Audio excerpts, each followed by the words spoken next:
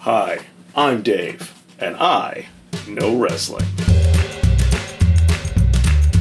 Do you want a wrestler that everybody hated? Do you want a wrestler that everybody loves now? And do you want a wrestler who, like the Star Wars prequels, just had to wait till their tiny child fan base grew up in order to have adult fans? Then allow me to introduce to you my client for Dave Knows Wrestling's Honest Promos, the doctor of plugonomics, a nerd life, the leader of the chain gang as long as that chain's not chain wrestling, John Felix Anthony Cena or John Cena. Behold, the millennial wrestling fans' reason to stop watching pro wrestling.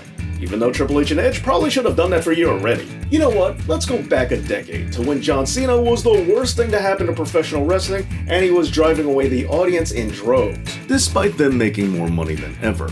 Now granted, those ducats just so happened to be made under Cena's watch because he happened to be the face of the promotion when the brand went global. Nevertheless, this resulted in Cena being the poster child for everything that adolescent WWE fans hated at the time, such as global appeal, the PG era, and soft, easily digestible pro wrestling. And it sent all of them straight to Ring of Honor and TNA, even though those companies really never made it too far off the ground. It's because despite the internet, there really aren't as many smarks out there as you think. As the truth of the matter is that most fans from the Attitude Era just stopped watching wrestling after The Rock left, which is why guys like Cena have been in The Rock's shadow ever since. Man, John's even doing worse as an actor than Dwayne. And while we're talking about his acting career, has anyone noticed that Cena only seems to do really well when he's playing a complete idiot?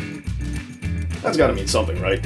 Okay, so while John does have something of a rep of being a meathead and being a brown-noser, it's his reputation of being a goody-goody that might be a bit misplaced, since he really isn't the Boy Scout that a lot of people think that he is, as he's been known to drink like a dock worker, and a lot of his signature moves used to have some provocative names, such as the FU and the Five Knuckle Shuffle, which is a masturbation reference. Take that, PG era. And let's also remember all of the implied cursing that Cena used to get the audience to do for him back when he used to be a rapper. John Cena may be a kiss-up, but I ain't. He only got all those world titles from licking Vince McMahon's.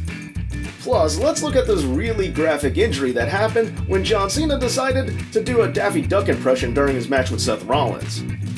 That doesn't matter, I don't have to keep selling you on John Cena because it's cool to like him now, especially ever since he announced his retirement. As now we can all celebrate his send-off tour, even though it should have happened 5 years ago since that was the last time a John Cena match was relevant.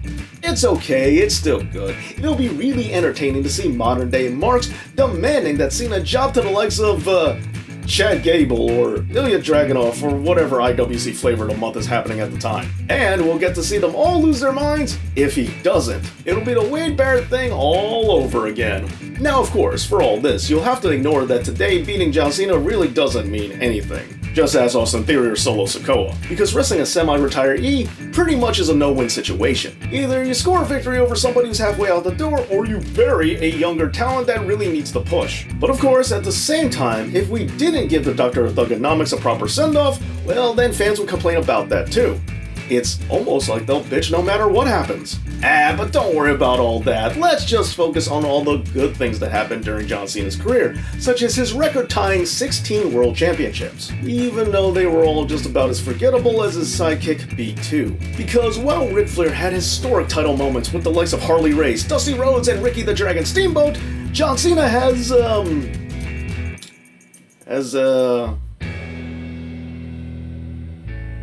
match with JBL, that can't be the most memorable.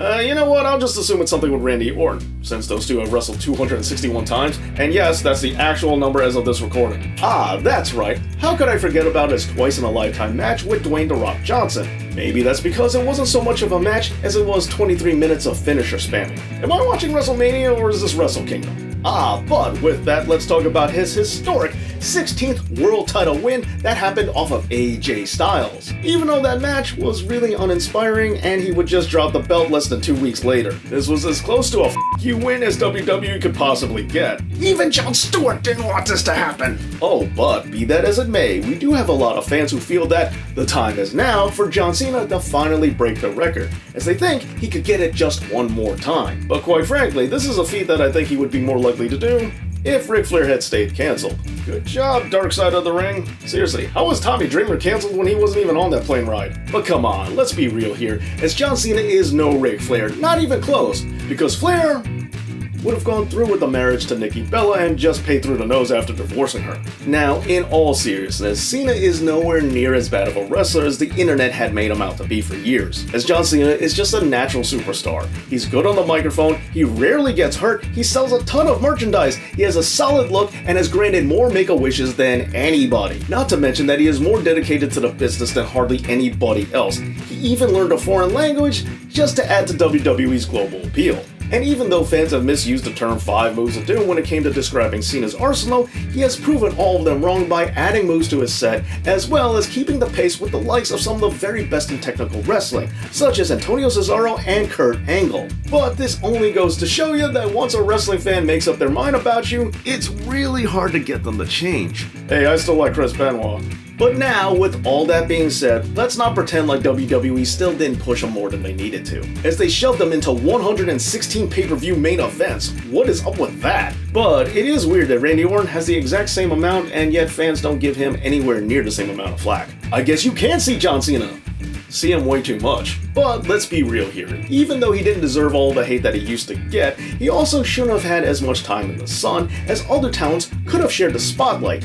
That way, the transition phase wouldn't have been so awkward when John Cena did become a part-timer. I mean, because that whole Big Dog Roman Reigns phase was really hard to endure. And so, while pushing him was as obvious could be, it also shouldn't have been done with such a heavy hand, and it's almost like this whole situation requires a lot of nuance and is a multifaceted idea. No wonder the internet doesn't understand this. In the end, if you want a wrestler who thinks he can be a Marine just because he played one in a B-level movie, a wrestler who's been accused of kissing Vince McMahon's ass only to suspiciously retire after he leaves, and a wrestler who got loads of go-away heat until he actually went away, then allow me to introduce to you my client for Dave Knows Wrestling's Honest Promos. Not Mr. Bella, not Johnny Wrestling, not Hulk Hogan, possibly Marky Mark, but definitely not Smarky Smart, but most likely Darren Young, the Doctor of Thugonomics, or John Cena.